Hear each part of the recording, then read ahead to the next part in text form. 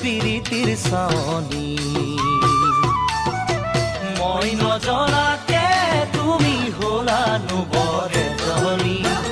চকুতে পিৰিতিৰ চাৱনি মাতিম তোমাক কি বুলি জোনালী নে জানমণি মাতিম তোমাক কি বুলি জোনালী নে জানমণি ভাল লাগিল তোমাকে লগ পাই থাকিবানে কাষতে